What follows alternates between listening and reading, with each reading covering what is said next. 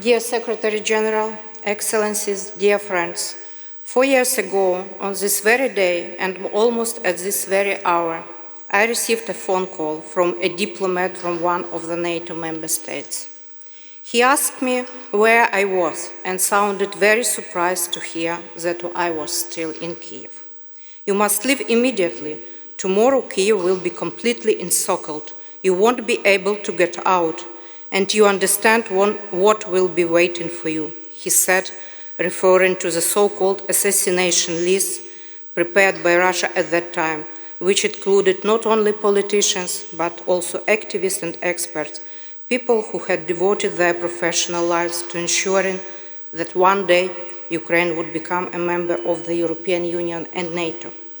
I must admit, until the first explosions in the early morning of February 24, I refused to accept that a war of such scale was truly possible. It was not a lack of information, it was not a lack of intelligence data, some of it was even publicly available.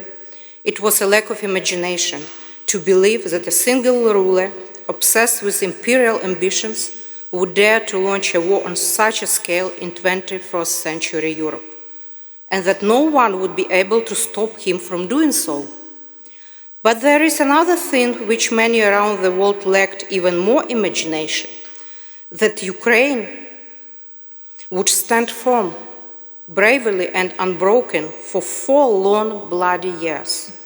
We have been able to do this for 4 reasons. First, the courage of our political leadership. At the moment when President Zelensky refused to leave the country, he broke Putin's entire calculation and inspired Ukrainian society to resist. Second, the bravery of our armed forces, who did not hesitate for a single moment to confront what was widely described as the second strongest army in the world. Thanks to them, Russia has failed to achieve any of its strategic military objectives. For 12 years now, I emphasize, not 4 but 12, Russia has been trying to fully occupy the Donetsk region. Over the past year, the Russians have managed to occupy only 0.7% of Ukrainian territory, and for the first time they have lost more people than they have been able to recruit. Third, the extraordinary resilience, adaptability, and inner strength of the Ukrainian people, despite constant air terror, despite freezing temperatures without heat or electricity, despite immense loss and destruction, with around 80% of Ukrainians having lost a relative or a friend in this war, most of our people say, we are ready to endure all hardships and suffering for as long as it is needed, because this is an existential fight for our state, our nation, our identity. And last but certainly not least, we have managed to withstand 4 long years thanks to your support.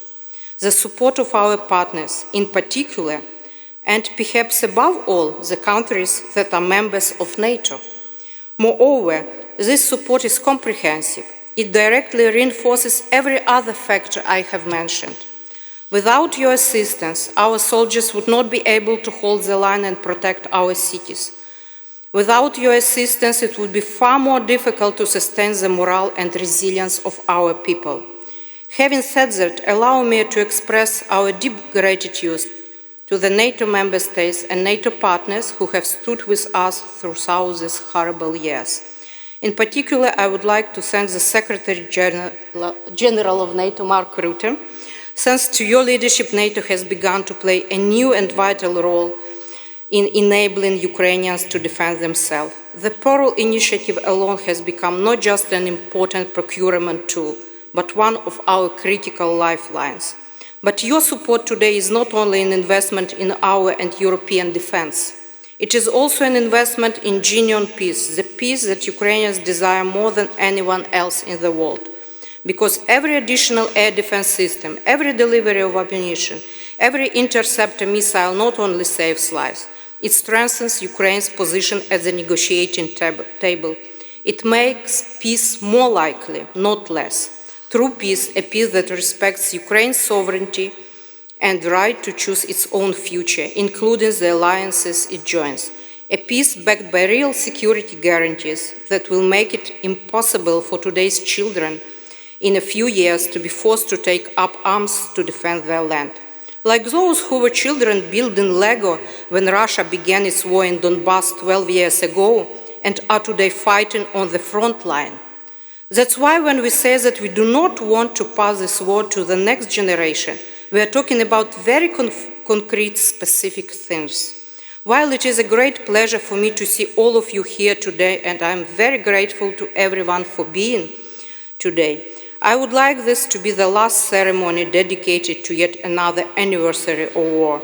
To achieve that, Ukraine needs targeted support and Russia needs targeted pressure today more than ever. I am convinced that together we can make this happen.